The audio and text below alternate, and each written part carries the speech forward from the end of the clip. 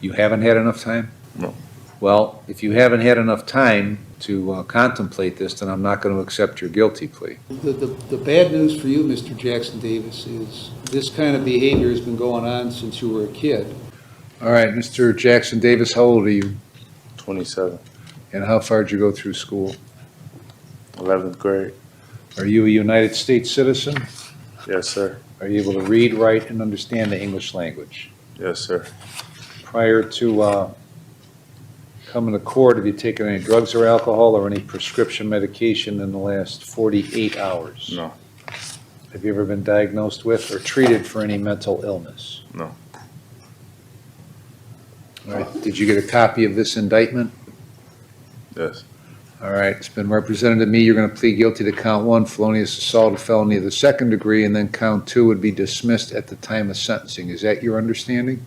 Yes.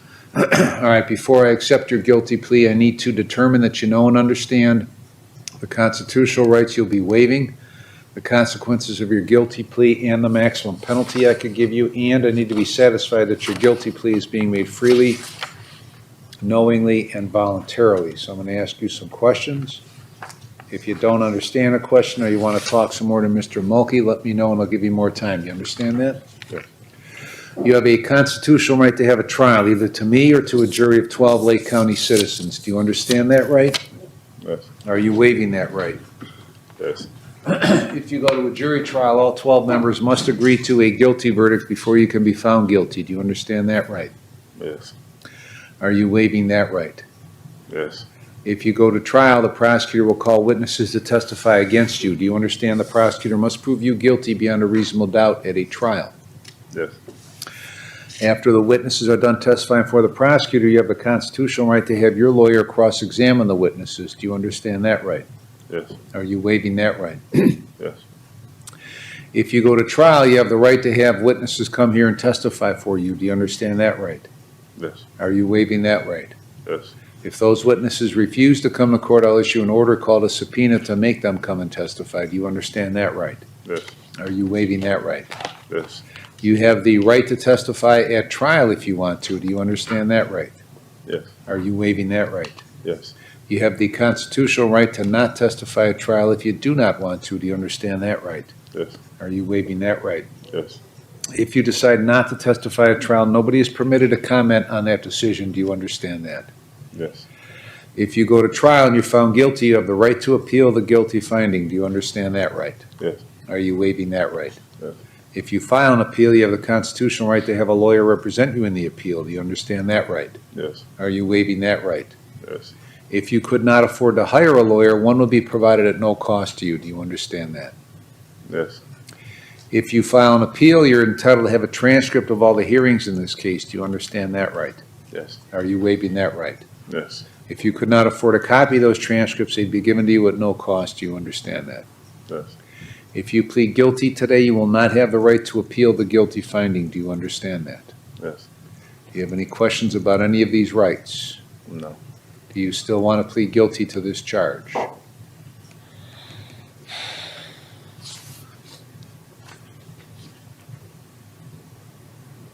Yes. Do you understand that by pleading guilty, you're fully admitting your guilt to the charge? Yes. You understand by pleading guilty to this felony that you're voluntarily giving up your freedom for whatever period of time that I could sentence you to prison, to jail, or to community control. Yes. Felonious assault is a felony of the 2nd degree. It carries a maximum prison sentence of 8 years as a definite minimum sentence. Do you understand that? Yes. It also carries an indefinite maximum sentence, the maximum of which on that end would be 12 years. Do you understand that? I thought it carried 2 to 8. It carries 2, 3, 4, 5, 6, 7, or 8 as a definite minimum. Okay, if I sentence you to, for instance, if I sentence you to 2 years in prison, that's the definite minimum. There's an indefinite maximum, which is 1/2 of that amount. That would be up to 3 years. So the sentence would be, if I sentence you to 2 years, that would be the definite minimum, up to 3 years as an indefinite maximum. You understand that? Yes. Okay, so if I sentenced you to 8 years as a definite minimum, the indefinite maximum would be up to 12 years, one Yes, half sir. of the 8. Do you understand that? I understand. Any question about that? No. And now whether you serve any time between the definite minimum and the indefinite maximum would be up to the criteria of the Department of Corrections. They would make a judgment as to whether any time beyond the definite minimum would be warranted. And it's a rebuttable presumption that you should be allowed out after that first number. Do you understand that? Yes. Okay. Any questions about the penalty? No. And there is also a maximum fine in the amount of $15,000. Do you understand that? Yes. All right, are you presently on post-release control to the parole authority? No. Do you understand that your felony conviction will prevent you from owning or possessing a firearm? Yes. You understand that if a prison sentence is imposed in this case, then you will have to serve a period of post-release control of at least 18 months up to 3 years under the direction of the parole authority. Yeah. If you are, or the parole authority would place conditions on you. If you violated their conditions, they could send you to prison for up to 9 months for each violation, up to one half of my sentence. Do you understand that? Yes, sir. If the violation of post-release control were a new felony, then you could get an additional consecutive prison sentence for that violation. Do you understand that? Yes, sir. And if that occurred, the maximum prison sentence for that violation would be the greater of 12 months or the time left under post-release control. Do you understand that? Yes, sir. Do you understand that if a prison term is imposed, you are eligible for judicial release? Yes. I could place you on community control for up to 5 years, but if you violated any conditions, I could send you to prison for the 8 to 12-year period. Do you understand that? Yes, sir. All right, has anybody promised you I would be lenient on you just because you're pleading guilty? No, sir. Has anybody promised you what I will sentence you to in this case? No, sir.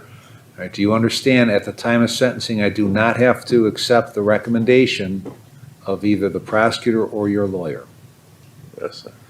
Have you had enough time to talk with Mr. Mulkey before pleading guilty today? No. You haven't had enough time? No. Okay. Well, if you haven't had enough time to contemplate this, then I'm not going to accept your guilty plea. And are you satisfied with the advice he has given you? Yeah. Have you been threatened or coerced in any way to plead guilty today? No.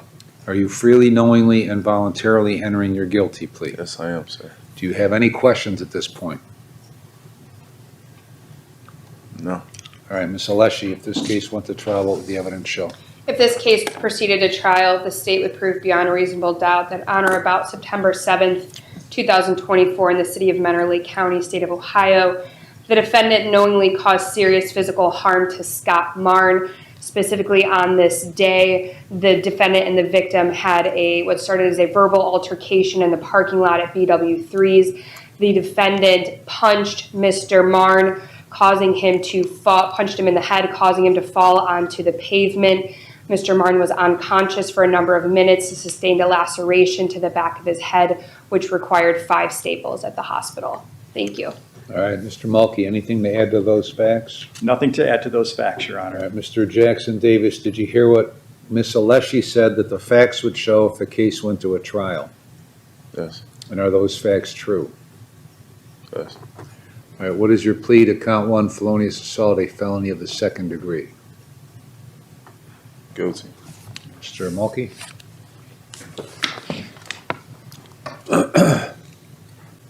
You want to sign it now, Judge? I've witnessed the defendant and his attorney sign the written plea of guilty here in open court, and I've signed it as well. May I approach? Yes. Once the probation does their pre-sentence interview, I will review those notes, that report. All right, Mr. Jackson Davis, is this your signature on the written plea of guilty? Yes, sir. And did you sign it voluntarily? Yes. And do you want me to accept your written plea of guilty? Yes. Accept the written plea of guilty. Defendant is present. Mr. Mulkey advised of all of his rights, made a knowing, intelligent, and voluntary waiver of those rights. He understands the nature of the charge, the consequence of his guilty plea, and the maximum penalty. Find it to be knowing, intelligent, and voluntary, will accept his plea of guilty and find him guilty of count 1, felonious assault of felony 2. And refer this for a pre-sentence report and a victim impact statement. Sentencing will be February 5 at 1:45 p.m. Is there anything further, Ms. Alessi? This bond remain revoked, Your Honor. It remains revoked, yes. Thank you, Your Honor. Mr. Mulkey, anything else? Nothing further, Your Honor. Thank All right, we're adjourned. I will be out to see you. The court has formally accepted the defendant's guilty plea to felonious assault, finding it was entered knowingly, intelligently, and voluntarily. Sentencing is deferred pending a pre-sentence investigation report and victim impact statements. The final outcome, including whether the court imposes incarceration or another sanction, will be determined at a subsequent sentencing hearing that brings this case to its conclusion. Seated. Ms. Alessi? Thank you, Your Honor. We are present in State of Ohio versus Tony Jackson Davis, case number 24CR001121. We are here today for purposes of sentencing, and the defendant is in court represented by counsel Chad Mulkey. We were last here on December 20th of 2024, where the defendant withdrew his previously entered plea of not guilty and pled guilty to count 1, felonious assault, a felony of the second degree in violation of revised code section 2903.11A1. The court deferred sentencing and ordered a pre-sentence report and victim impact statement. Those reports have been completed, and the state is prepared to proceed with sentencing. All right, thank you. Mr. Mulkey? On behalf of Tony Jackson Davis, Your Honor, we are prepared to go forward with sentencing. Go ahead. Thank you, Your Honor. I want to start right off the bat in letting the court know what Tony would like. And he'd like a chance at community control, Your Honor. We'd ask the court to not order an actual incarceration of prison time for him or any further jail time in this matter. So I just wanted to start right off with that. The court has received several letters of support, Your Honor. I just want to highlight a few things because I've gotten to know him a little bit during the course of my representation of him, but I think in order to really see how he fits into society, we can only take from those who know him in his daily life while he is carrying on his regular affairs in the course of his regular daily life, Your Honor. To that end, we have letters from several of his co-workers and managers, Your Honor. We have one from Thomas Bottleston, General Manager of Minter and Willoughby Buffalo Wild Wings. He brings positive energy to the work environment. He trains new employees. He's a work ethic. He shows a great work ethic. He is a role model. He's worked hard to turn his life around. Now that's from people that see him day to day, not just when he's in court or when he's in trouble with the law, Your Honor, but Monday through Saturday, Sunday through Thursday, the people that see and work with him all the time. Furthermore, Judge, and this just kind of hit me, he is in a people-oriented, results-oriented business, serving customers constantly, customers from all different walks of life, all different types of attitudes, customers in good moods and bad moods who all come in to interact with him, Your Honor. The next letter that I have is from Ryan Holden, the Assistant General Manager from Buffalo Wild Wings. He indicates that Tony stays later when there's call-offs. And in this day and age, Judge, we've got a lot of people, I don't know if it seems to have started since COVID, where people just don't want to go into work and they don't want to do their jobs. Restaurants even close early because of these types of shortages where people just don't want to work. They want to sit on their butts and stay home. Not Tony. He goes in, he covers those shifts, Your Honor. I thought it was interesting here in the letter from Ryan. There have been instances when he has had my back and helped diffuse situations with guests to ensure everyone's safety, Judge. So underlying his criminal behavior in this matter, at heart, Judge, there is another side to him which I'd like to see cultivated, and I think with the court's help and with sentencing guidelines and probation, him working with the probation department, he can cultivate and continue to cultivate positive relationships with the multitude of folks that he deals with on a day-to-day basis. And there's something in there where he's actually looking out for other people. He's ensuring other people's safety. He has 3 children that he supports financially, Your Honor. He does that by focusing in on his work, Your Honor. We also have Ricky Walters, a co-worker of Tony's, who indicates his observations are that Tony's job gives him confidence, structure, discipline, and motivation. It's structure and discipline that were lacking in this particular situation as a result of the incident on September 7th, Your Honor. However, his daily life and his observations from his coworkers seem to indicate that underneath all of this, he does have structure, he has discipline, he has concern, and he has compassion, Your Honor. And he even, according to Brandy O'Neill, in Brandy's letter, he has positive energy. She has worked at Buffalo Wild Wings for over 10 years. She notes that there have been many times Tony has stayed after when a manager is closing alone, so they don't have to be by themselves or walk to their cars alone late at night. Now, I know his criminal history doesn't seem to indicate that he's the type of person that we want to have reintegrated back into society, absent some order of having him be returned to prison. He was under this court's purview in the past and had to go to prison, Your Honor. But his day-to-day life, is the letters that he has as evidence that I think it shows he can be integrated back into society, and that a community control sanction will adequately punish him as an offender in this particular instance, Your Honor, and it will also allow him to maintain himself in the future, Your Honor. And I had a heart-to-heart with him just the other day. I said, you know, Tony, you seem pretty mild-mannered when I meet with you. I know we have this incident here. What are you going to do when somebody calls you a name or gets under your skin or complains about how their food has been prepared? Are you gonna haul off and get physical with them? Are you gonna wait for them in the parking lot? And his response to me was not at all. I will remake their food for them. I will call a manager if need be. I will handle it in the utmost of professionalism, Your Honor. And I bring up that specific example because I think details matter as to how he would handle specific situations. Anyone can stand before this court or sit here and give you lines of BS, Your Honor.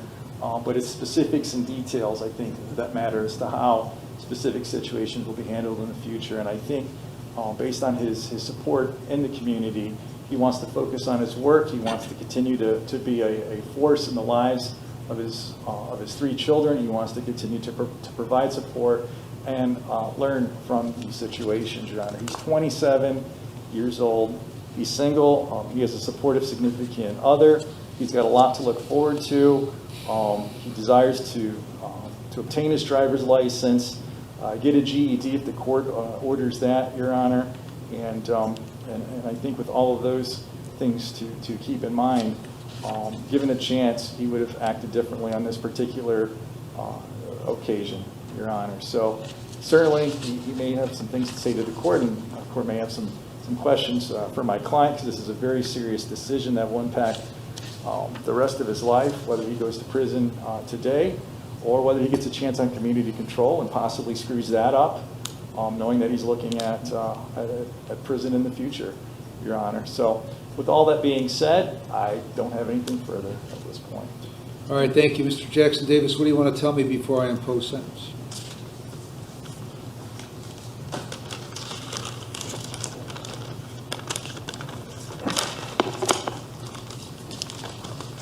I say, Your Honor, please accept my apology for taking up your time today. I understand now as I look back that what I did was a huge mistake, and for that, I will take full responsibility for my actions and express my sincere remorse for the choices I've made to lead to this situation. I recognize the harm that my actions have caused, and I deeply regret any pain or injury I have caused to the victim. What was said or done to me does not justify my actions in any way. Since my arrest, I have taken the time to reflect on my life and decisions that led me here again. I have learned valuable lessons about accountability, consequences, and the impact of my choices since the last time I was sentenced in your courtroom. With that structure, I have came a long way to gaining the support I receive from family, friends, and employers who have seen me work my butt off to become the man I am today. I am proud of myself for how far I have came. If given the opportunity, I am committed to making positive changes in my life, learning from my mistakes, and becoming a better person. I intend to use this experience as a turning point in my life, seeking education and rehabilitation programs, and continuing my employment to ensure I never find myself in this position again. Regardless of the outcome today, I will continue to work towards being a better person and making amends for my mistakes, my past mistakes. Thank you, Your Honor, for your time and considering my words during this difficult moment in my life. Thank you, Ms. Leshy. Thank you, Your Honor. There is a presumption for prison in this case, and prison is certainly consistent with the defendant's actions here. The defendant is only 27 years old, however, has a lengthy criminal history, including multiple offenses of violence, beginning back when he was a juvenile. When he was a juvenile, he was convicted of attempted burglary, receiving stolen property, burglary F2, assault F5, theft 3 counts, receiving stolen property 3 counts, obstructing official business, resisting arrest, another resisting arrest, criminal damaging, assault, burglary F4. And then, as an adult, he's convicted in 2018, attempted burglary F3 2 counts, identity fraud, aggravated theft. He's placed on probation to the Cuyahoga County Court of Common Pleas. He violates probation 4 times before ultimately just getting terminated from probation. In 2018, criminal trespass. He then commits a possession of cocaine, which he's convicted of in this court, where he has multiple probation violations before being sent to prison, including NeoCap. In 2020, attempted domestic violence. Again in 20, domestic violence. Again in 20, assault with a probation violation. 2020, another domestic violence, a misdemeanor, with another probation violation. In 2021, domestic violence F4, where he's sentenced to 2 years probation and programming. Probation's ultimately terminated in that case. 2021, domestic violence, another misdemeanor. 2021, illegal restraint. 2022, domestic violence and misdemeanor of the first degree. There, he's ordered to mental health treatment and anger management. And then finally, we get to this case. And then while on bond in this case, he commits 2 separate offenses of violating a protection order, which ultimately results in 1 conviction and his bond being revoked in this case. So just looking at the defendant's criminal history, we can tell he's violent. He's had numerous opportunities at treatment, including anger management ordered multiple times, NeoCap. He can't follow court orders as demonstrated by his multiple probation violations. And then turning to the facts of this case, I know in the pre-sentence report the defendant talks about being called a derogatory name, and under the law we know words aren't enough, but even more importantly, whether you believe whether that was said or not said, it's important to consider how and when this assault occurred. There are multiple witnesses on scene that corroborate that when the victim is walking away from the defendant, they do not hear any derogatory terms being used, and that as the victim's back is turned, the defendant comes up from behind and punches him. It was a sucker punch. It was a cheap shot, and the victim couldn't even have defended himself if he wanted to. As a result of that punch, the victim falls, he hits his head on the pavement, where he remains unconscious with blood coming out of his mouth for multiple minutes. The victim eventually is transported to the hospital where he receives staples in his head from where he hit his head on the pavement. He's diagnosed with a concussion, and he's lucky, we're lucky, that those injuries were not worse. But that is to no credit of the defendant. Our office has prosecuted multiple of these cases where it's one punch and it results in serious, long-lasting, lifetime injuries. The state is asking for 4 years prison. I think it is necessary in this case given the defendant's conduct and also necessary to protect the public. Thank you. Is the total on the restitution 135? Yes, Your Honor. All right, I've reviewed the pre-sentence report and the victim impact statements. I've also reviewed several letters that were sent by Mr. Jackson Davis's co-workers that Mr. Mulkey referred to. Now, Ms. Alessi went through in some detail your past record, Mr. Jackson Davis, which everybody agrees is a terrible record. And it's littered with violent activity. Now, you were here as a result of a incident that occurred in June of 20. And in October of 21, I sentenced you. This was a possession of cocaine charge. I put you on probation for 5 years,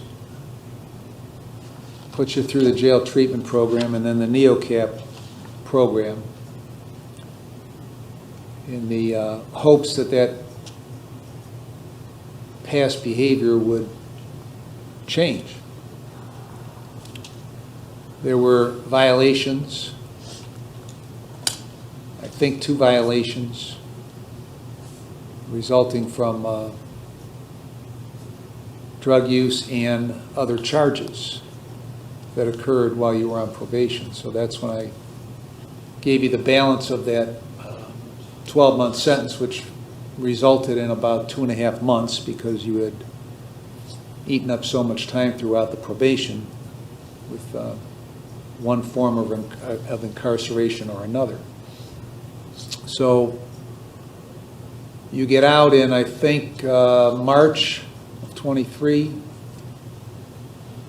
March 31 of 23.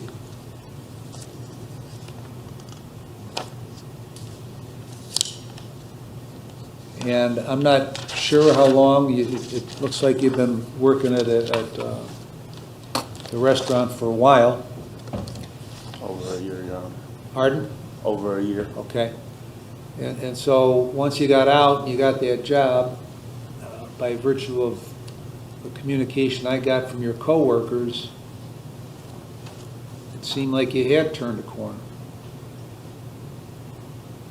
Another indication of that is I don't see any other record from March or any other incidents from March of 23 until this one in September of 24.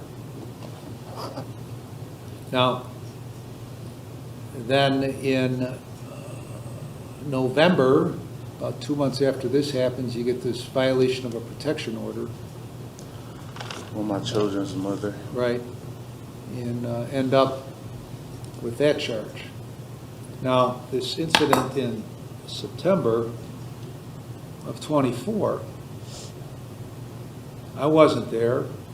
You were there. Mr. Marn was there. Other people were there.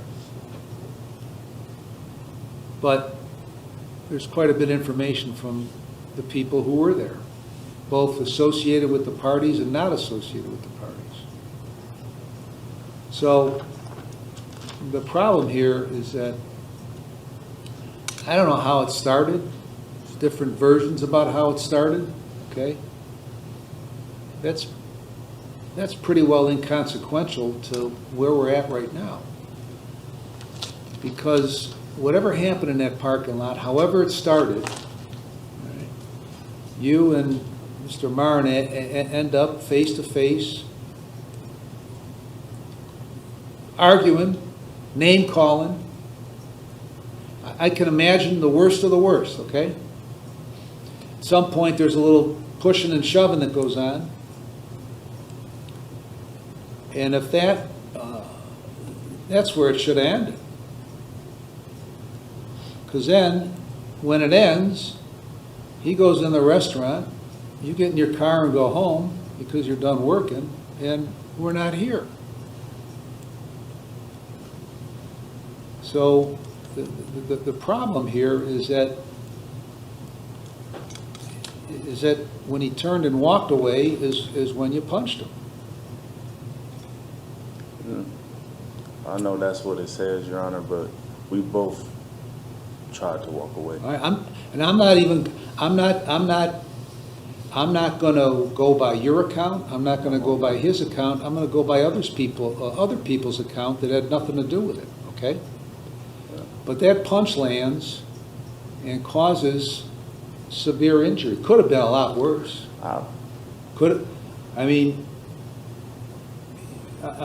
I'm sure you're aware there's times when somebody gets punched, falls down, and dies. I never wake up. It was really traumatizing for both parties because everything But that's what happened. Yeah, everything I worked for was taken away with that one action, and I'm not just heartless enough to just walk away and just say, I try to come back around to check on him, and that's when my incident occurred with the officers of the law.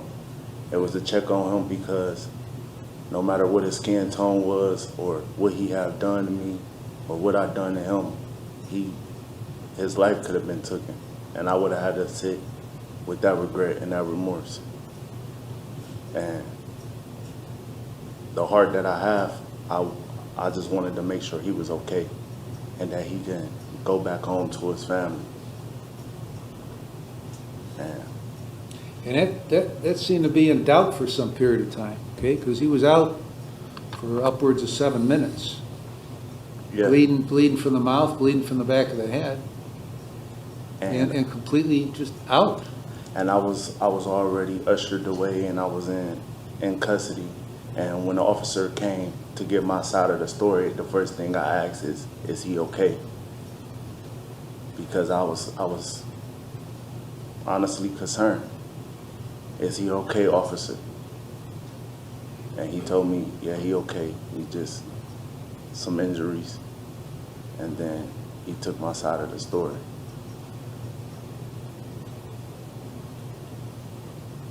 Things could have happened differently. Am I right?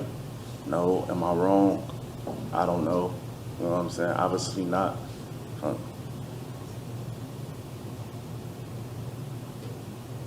I had time to reflect on that. Since that incident even went out on bond, I've been remorseful and regretful for my action because I'm mentally broke. You know what I'm saying? I'm human too. I have emotions too. And like I said, it does not justify my actions in any way. You know, I recognize the harm that it caused. I recognize the life it could have took from him, from his family and my family, you know. But every time I come across these encounters, I'm trying to better myself and learn from them and really take them as a turning point. Last time I was sentenced in front of you, I got experience in neo camp and I took something from that. I violated, I went to prison and I got an insight on what life would be like if I didn't change my life around. I don't want to be sitting around just wasted potential.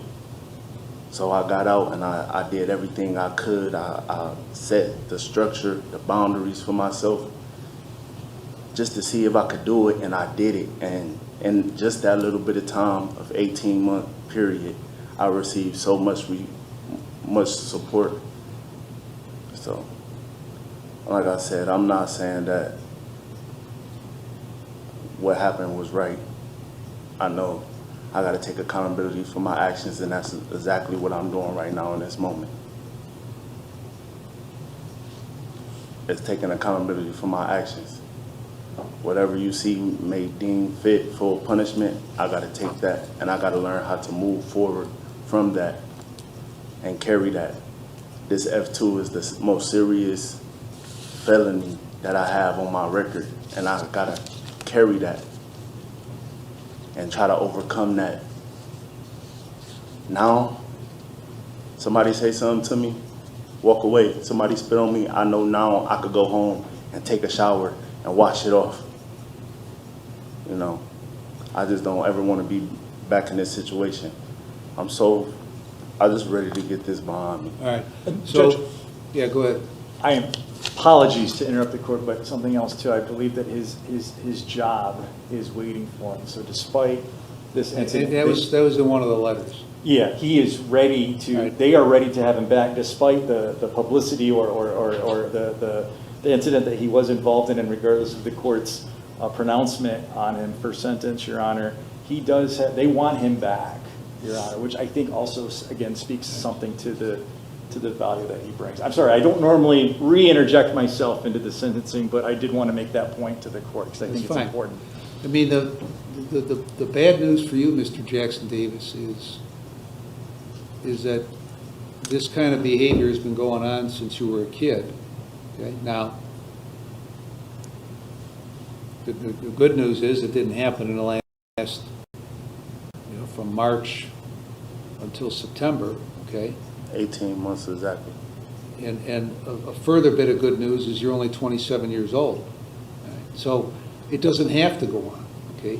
But the problem is what happened here, all right,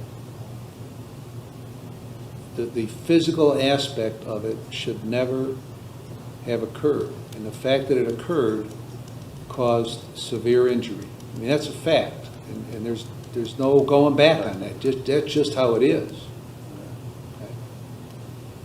So I have considered as I said, all of the information, and I'm going to find the presumption against prison is not overcome. And I'm going to sentence you to a term of a minimum definite term of 4 years in prison up to an indefinite maximum term of 6 years with credit for 54 days. Now, there's a presumption that you should be released after 4 years. That will be determined by the criteria of the Department of Corrections. And if you are not released after that presumptive term, then you are entitled to have a hearing on that matter. After you get out, you will be on post-release control for at least 18 months, up to 3 years with conditions. If you violate the conditions, the parole authority could return you to prison for up to 9 months for each violation, up to 1/2 of my sentence. If that violation is a new felony, you could get an additional consecutive prison sentence for that violation, the maximum of which is the greater of 12 months of the time left under post-release control. Costs are assessed, restitution to Scott Martin in the amount of $135. Anything else? No, Your Honor, thank you. Mr. Mulkey? Not at all, Your Honor. Thank you. We're adjourned.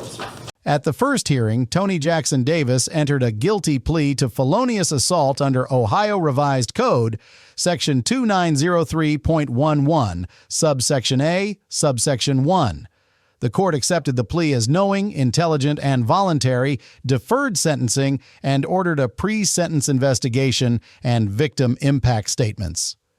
At the sentencing hearing, the defense sought community control, presenting letters of support, employment history, and mitigation focused on rehabilitation and family responsibilities. The prosecution opposed that request, citing a long history of violent offenses, repeated probation violations, and the specific facts of this case. A punch thrown as the victim walked away, resulting in unconsciousness and serious physical harm. After weighing the statutory sentencing factors, the court concluded that the presumption for prison was not overcome. Pursuant to Ohio Revised Code, Section 2929.14, the judge imposed an indefinite prison sentence of 4 years, minimum to 6 years maximum, followed by post-release control under Section 2967.28. This case did not turn on a single argument or moment in a parking lot. It turned on history, risk to the public, and the limits imposed by Ohio's sentencing framework when prior supervision has repeatedly failed.